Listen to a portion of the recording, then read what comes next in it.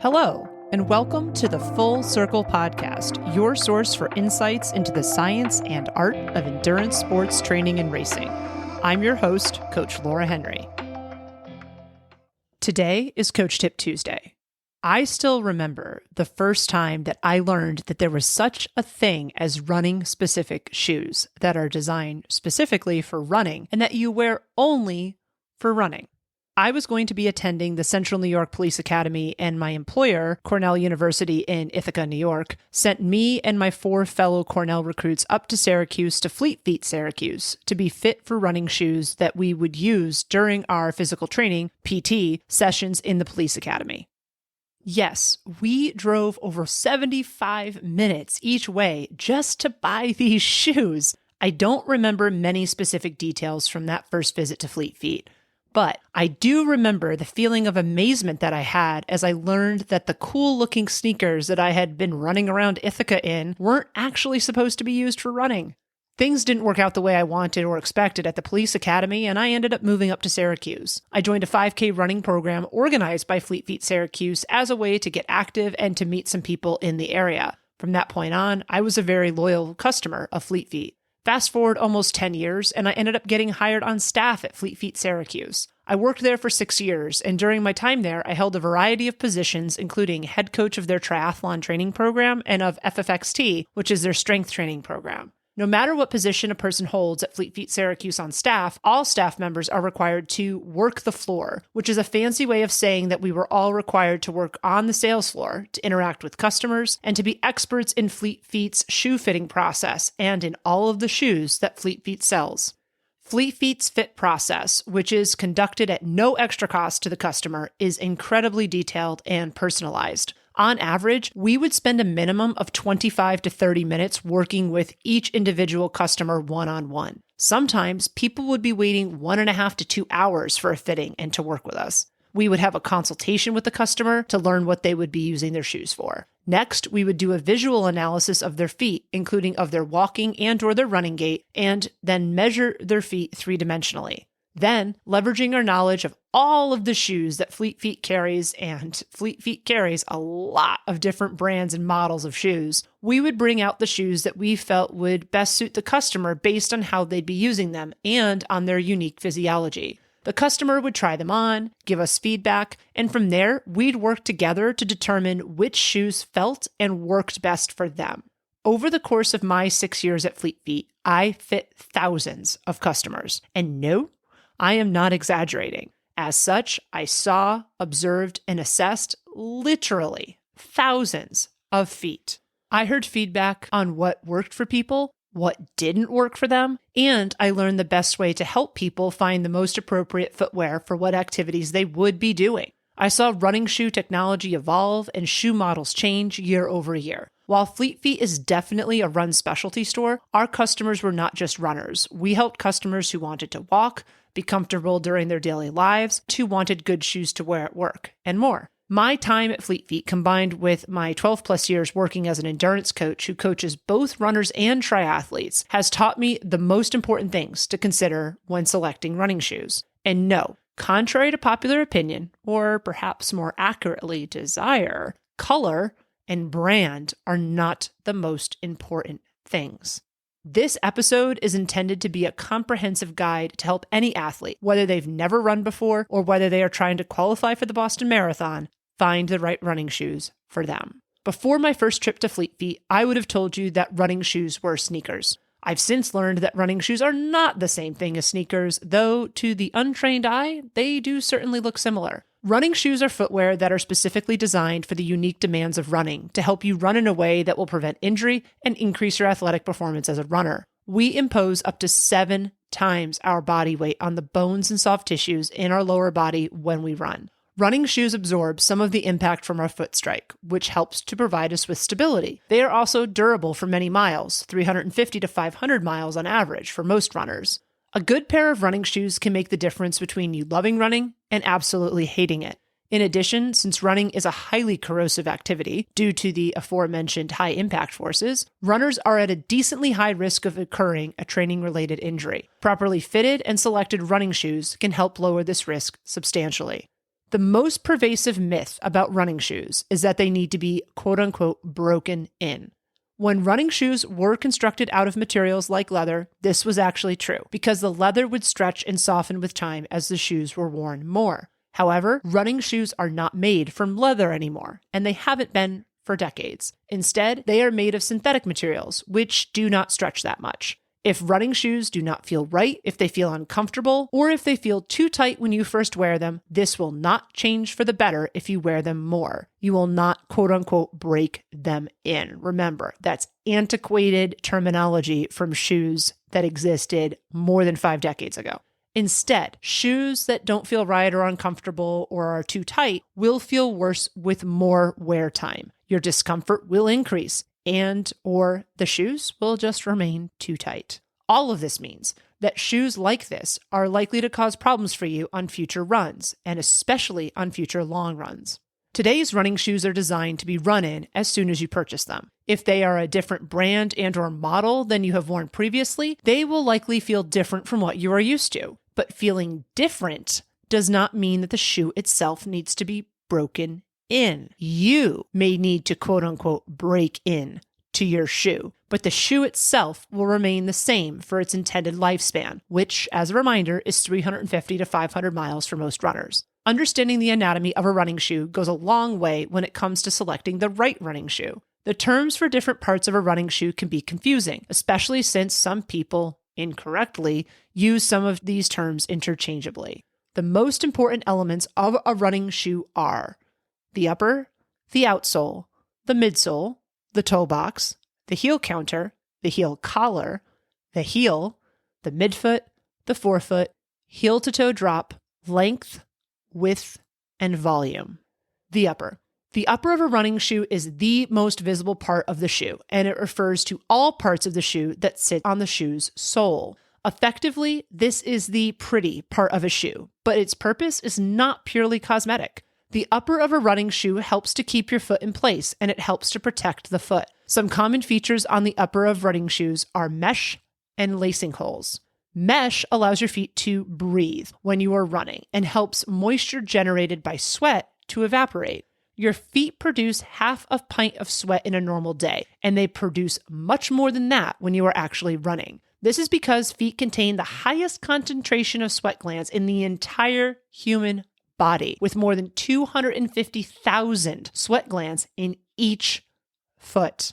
Lacing holes, which are also called eyelets, are the holes in the upper where you can thread shoelaces through. Shoelaces allow you to adjust the tightness and the fit of your shoe to fit your foot shape and its needs. The way that eyelets are placed on a shoe will impact how the shoe itself can be laced. As far as laces go, you can either use traditional shoelaces, which running shoes come with, or elastic laces. Elastic laces, as the name implies, are shoelaces that are made using elastic material. They stretch to allow you to slip the shoe on and off, but they also maintain the tension that they are laced and they are set at. They are well known among triathletes because they help expedite the time spent in transition 2, in between the bike and the run. But elastic laces are honestly excellent for everyone. One of the best advantages of elastic laces is that you can set them exactly to the tension that you prefer to have in place while running. Once you set the laces at your preferred tension, it stays the same for the entire time you own and use the shoe. You don't need to fuss with finding the right tightness and tension for your laces every single time you go for a run.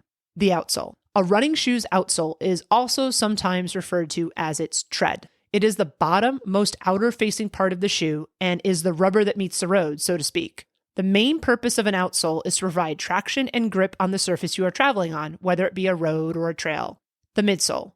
The midsole of a running shoe is just above the outsole and beneath the upper. It is the layer of foam that connects the upper to the shoe's outsole. The midsole is effectively the cushioning of a shoe, and it is often colloquially referred to as such. Shoes with more cushion have a thicker midsole, while more minimal shoes have a thinner midsole. During my tenure at Fleet Feet, running shoe companies made significant advances in midsole technology. These new innovations allowed the midsole to be lighter while providing the same level of cushioning. The midsole can also contain stabilizing features and motion control features.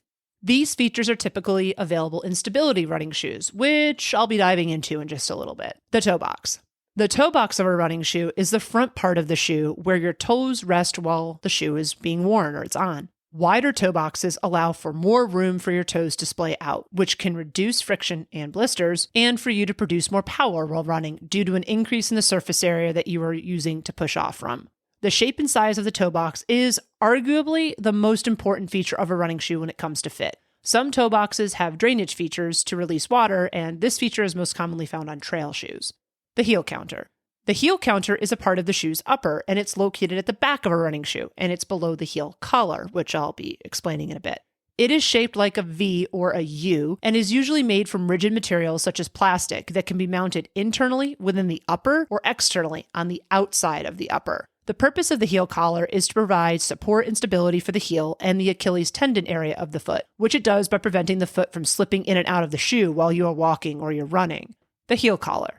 The heel collar is also part of the shoe's upper. It is sometimes called the heel cuff, and it is found at the back of a running shoe toward the top of where the heel rests on the top of the heel counter. Because the heel counter is generally pretty rigid, the heel collar is constructed out of padding and soft materials, and its main purpose is to make this area of the shoe more comfortable. The heel.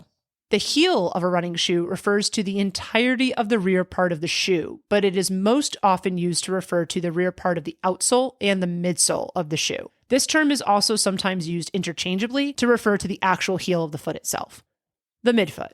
The midfoot of a running shoe refers to the entirety of the middle part of the shoe, but is most often used to refer to the middle part of the outsole and the midsole of the shoe. This term is also sometimes used interchangeably to refer to the actual middle part of the foot itself. The forefoot.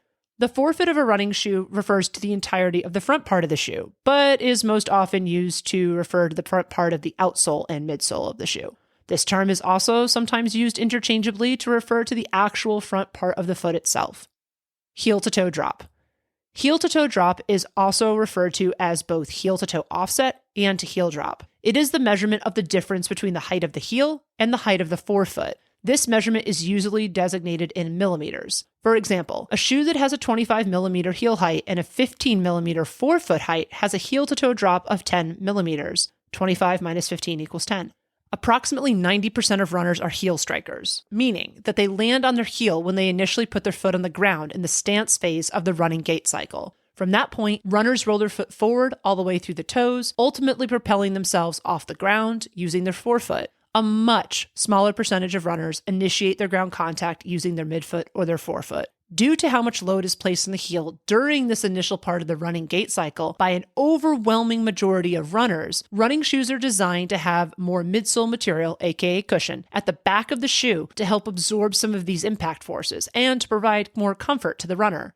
The average heel-to-toe drop for shoes sold in the United States has been 10 millimeters for many years. However, there has been a recent trend within the last decade to move towards slightly lower heel-to-toe drops in running shoes, and many running shoes now have heel-to-toe drops in the 5 to 8 millimeter range.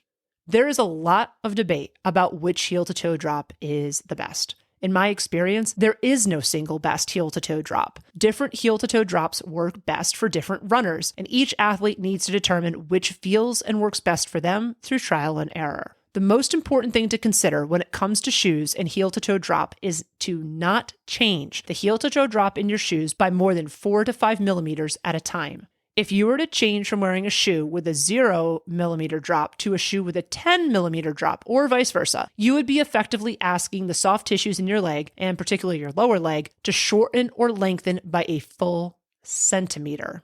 This is too big of a change to ask the body to make instantaneously, and injury risk skyrockets as a result. It is best to change by a maximum of 4 to 5 millimeters, wear those shoes consistently for 4 to 12 weeks, and then change again if you are determined to make a change in either direction of more than 4 to 5 millimeters. Length. Length is the feature of a shoe that most people are familiar with. It refers to the actual length of the shoe, measured from the top of the forefoot to the rear of the heel. We commonly refer to length as shoe size. This measurement is expressed in numbers, but perhaps confusingly, different regions of the world use different numbers to represent this measurement. For instance, in the United States, we use different numbers to indicate a man's size and a woman's size. For instance, a woman's size 11.5 in the United States and a men's size 10 are the same length. Europe does not make a distinction between genders when it comes to sizing. A men's 10 and a woman's 11.5 in the United States are both a 44 in Europe. Width.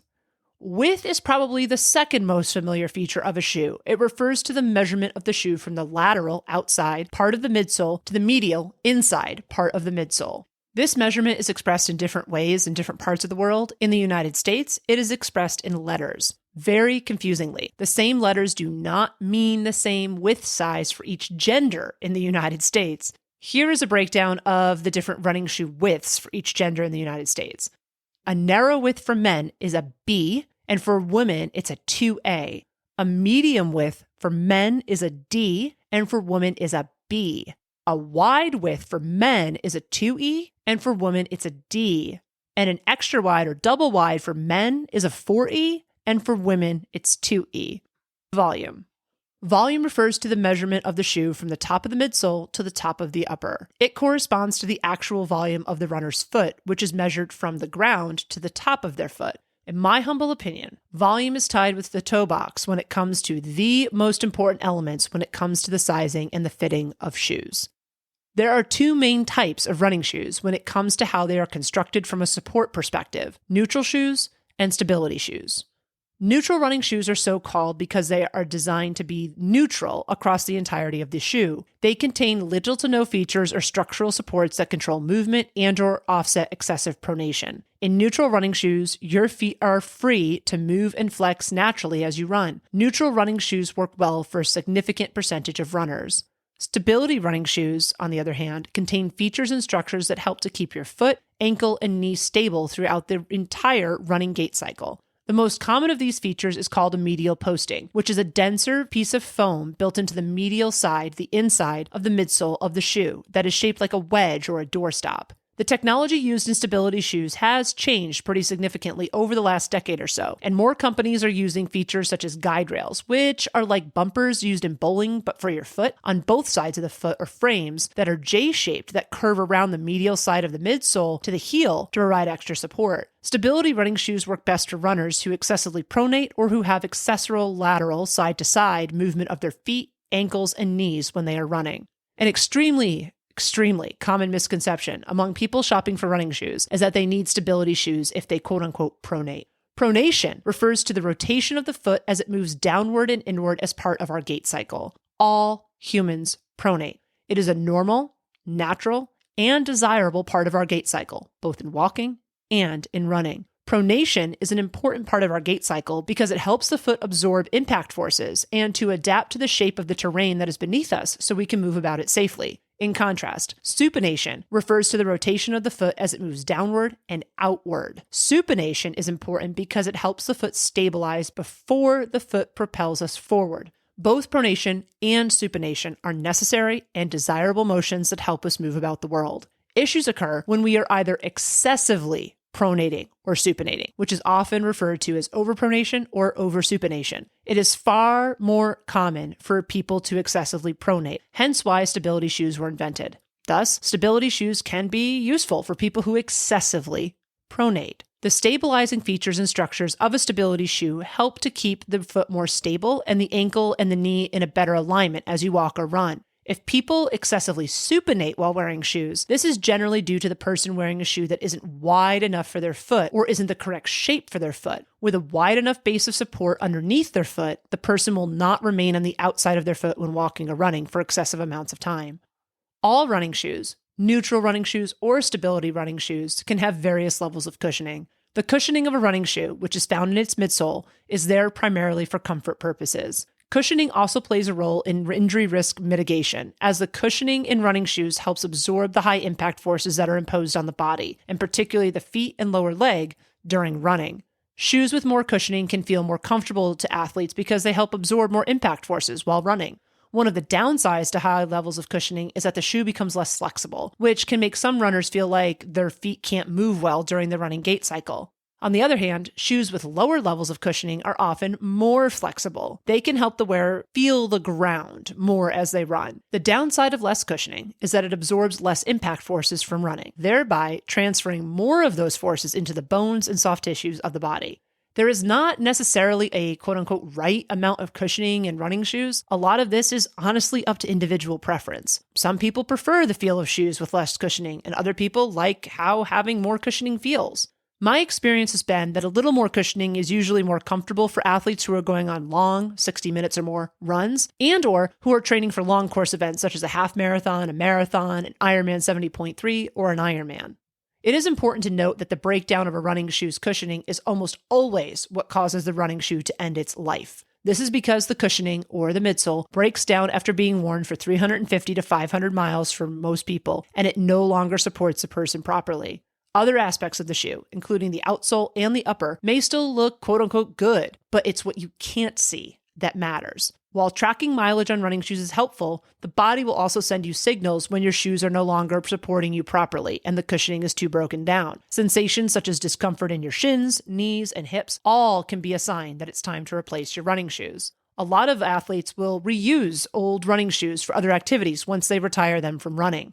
I advise against doing this because a pair of shoes that is broken down by running does not have a satisfactory amount of useful cushioning left in them. Therefore, they are not going to do a good job of supporting you, no matter what activity you are wearing them for. While there are two main types of running shoes when it comes to how they are constructed from a support perspective, there are many more categories of shoes when it comes to how the shoe itself is intended to be used. When looking for a running shoe, it is important to know and understand what category of shoe you are shopping for and which category of shoe will best suit you and how you intend to use the shoe.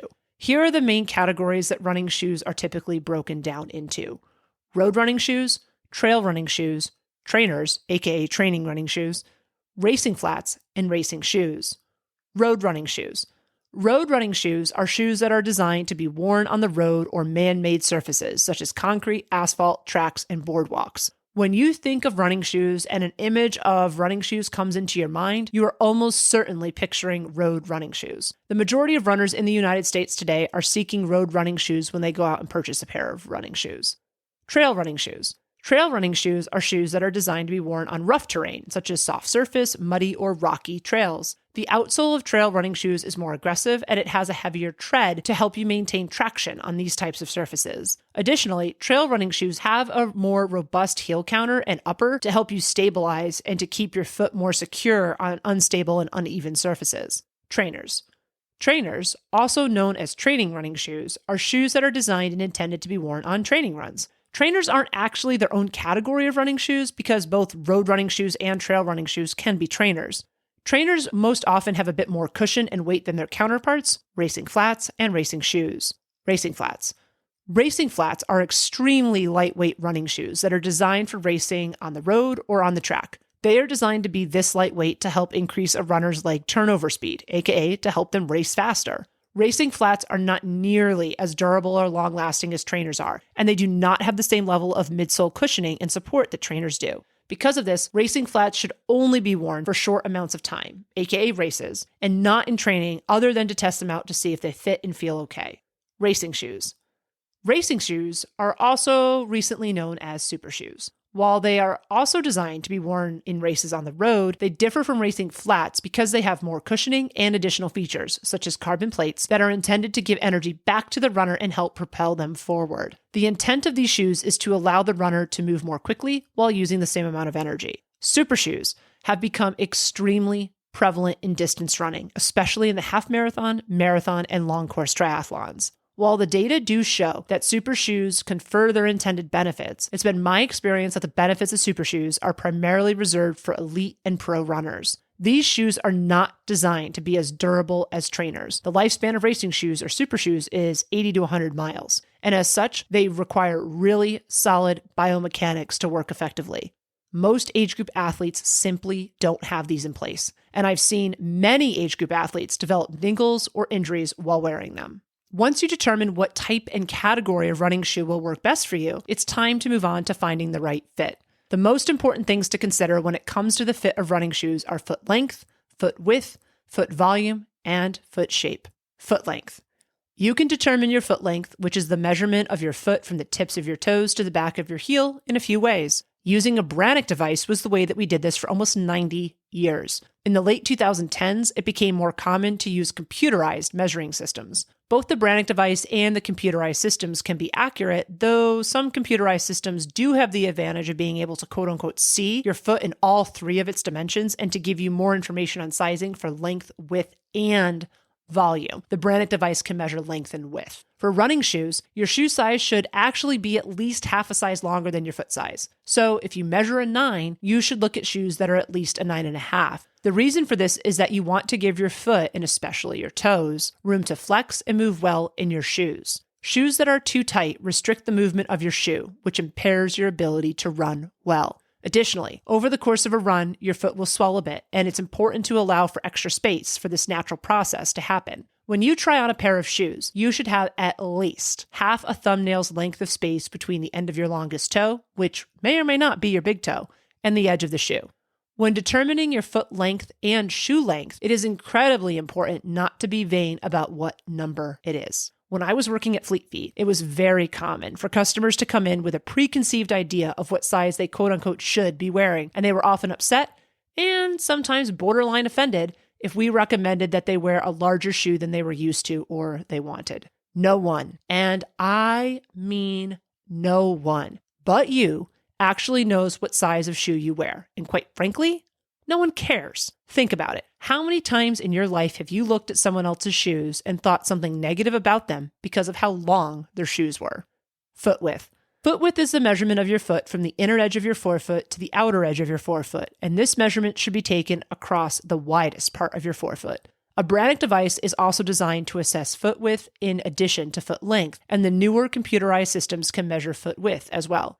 While people were most sensitive about their foot length and shoe length, the customers I worked with at Fleet Feet were also often sensitive if I suggested that they wear a wider shoe than they were used to. Understanding your foot's width and your appropriate shoe width is really important because neglecting to do so can cause some of the same mobility issues that having the incorrect length can. You want your foot to have an appropriate amount of surface area to properly splay out onto, help you propel forward efficiently and forcefully through your running gait cycle. Additionally, shoes that are too tight are a source of a lot of feet issues and ailments. If you look at our shoes, we have shoes that are designed to meet an external physical aesthetic that we hold. The majority of shoes are not designed to look like actual human feet. Shoes that are too tight, especially across the forefoot, compress the metatarsals, which are the long bones in the foot, and this can lead to a bunch of different issues, including plantar fasciitis, Morton's neuroma, and bunions. A bunion is a bony bump that forms at the base of the big toe when the bones in the foot, most notably in the first metatarsal and the big toe, shift out of place. A lot of people who have bunions think that bunions are primarily genetic because their parent or their grandparents had them. However, what I think is more true is that people, along with their parents and grandparents, have been wearing ill-fitting footwear for a majority of their lives that aligns with a culturally desired physical aesthetic that does not resemble the shape of human feet, and they've been doing this for generations. Combined with true genetic factors, such as bone structure and arch height, wearing shoes that are too tight can create a perfect storm for bunions to occur. Foot volume. Foot volume is the measurement of your foot from the ground to the highest or tallest part of your foot. This measurement is also referred to as your instep. It's important to note that this is not the same thing as your arch measurement, which is the measurement from the ground to the top of the curved arch part of the medial inside of your foot. After fitting thousands of people during my years at Fleet Feet, I can say with certainty that most people don't even consider the volume of their feet, let alone the volume of the shoes that they are wearing. At best, they consider the length. If we're lucky, they might consider the length and width of their feet in shoes. However, these are only 2 dimensions, and your foot is 3-dimensional. This is what makes volume so incredibly important. It represents the 3rd dimension of the shoe, which goes on your 3-dimensional foot.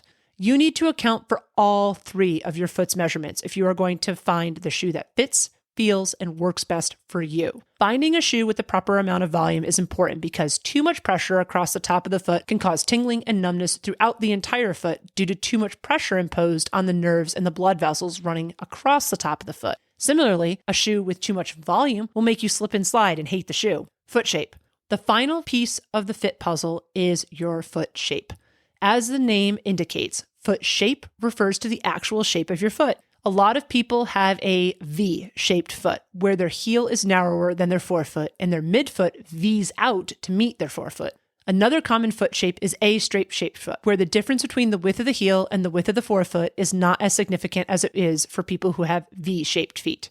People with straight-shaped feet have mid-feet that are more or less straight as they go out from the heel to meet their forefoot. The easiest way to determine a given shoe's shape is to flip it upside down and to look at its outsole. If the shoe V's toward the midfoot, then that shoe will work best on a foot that is V-shaped. If the shoe is more straight through the midfoot, it will work best on a foot that is straight-shaped.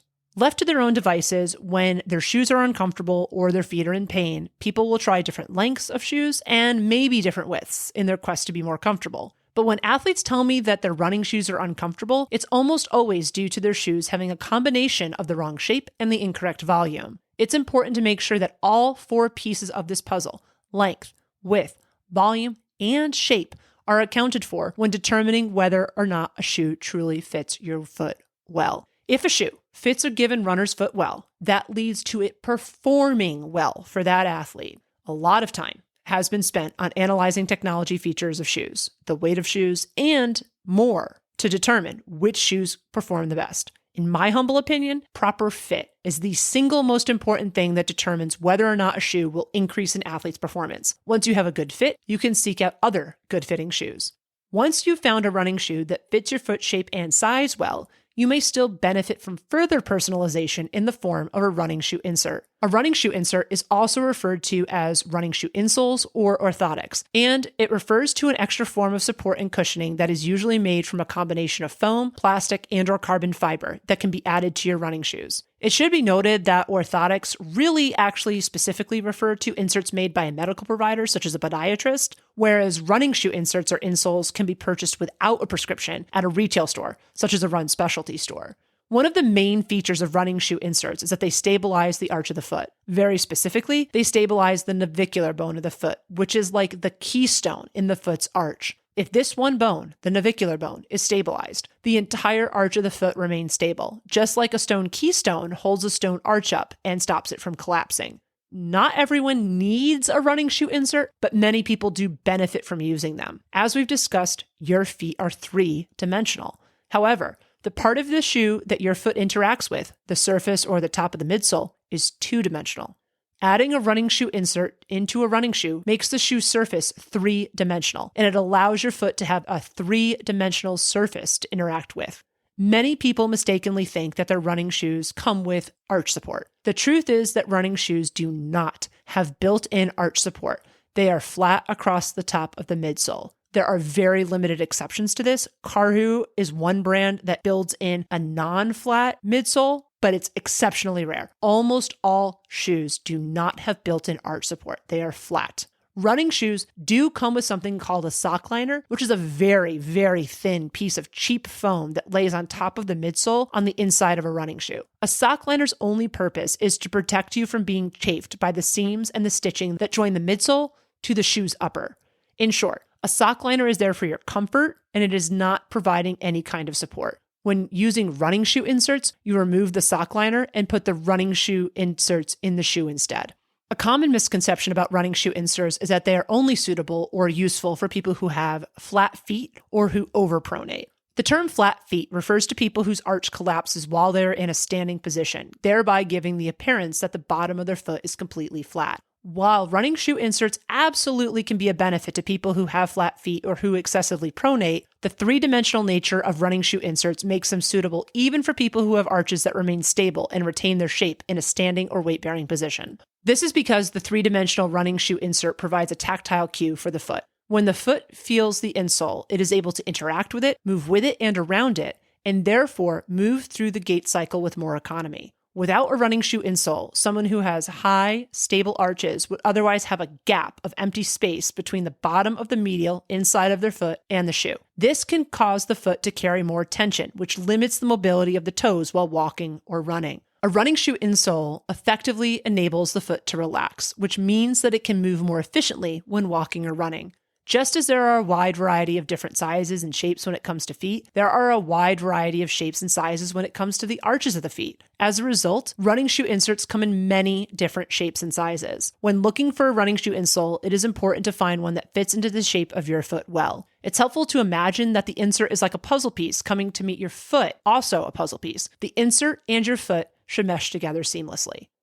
After you find a good pair of running shoes that fit your feet well, it's actually worth finding another pair that fits just as well. And when I say another pair, I don't mean another pair of the exact same make or brand and model of shoe, or even two different shoes that are different versions of the same model. Finding at least a different model of shoe, or even a different brand and model of shoe altogether that works well for you can be a significant benefit. There is data, both real and anecdotal, that demonstrates that switching between different pairs of shoes in training is useful. Research has shown that switching between different models of shoes in training can reduce injury risk by at least 39%. In order for this to work as I'm describing, it's best if you switch shoes every other workout or a couple times per week. For instance, some athletes use one pair of shoes for short runs and speed work, and then use a different pair of shoes for endurance, recovery, and/or long runs. This reduction in injury risk happens because the foot is being engaged slightly differently in a different model of shoe. So it keeps the body guessing, and it strengthens the foot better than wearing the same model all of the time. There are a lot of elements that go into determining what the right shoe is for a given runner.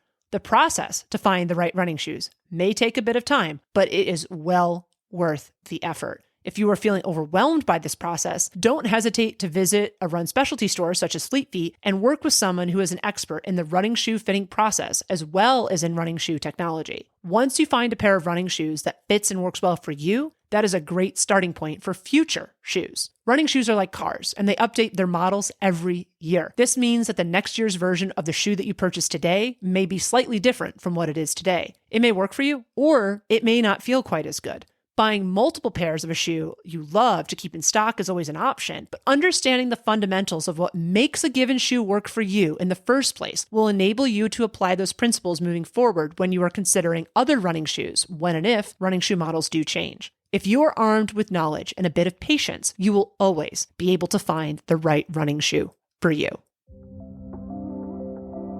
That was another episode of the Full Circle Podcast. Subscribe to the Full Circle Podcast wherever you listen to your favorite podcasts. If you like what you listen to, please be sure to leave us a rating and review, as this goes a long way in helping us reach others. The thoughts and opinions expressed on the Full Circle Podcast are those of the individual. As always, we love to hear from you and we value your feedback.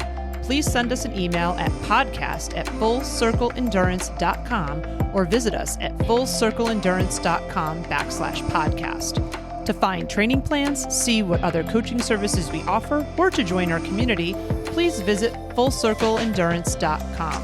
I'm Coach Laura Henry. Thanks for listening.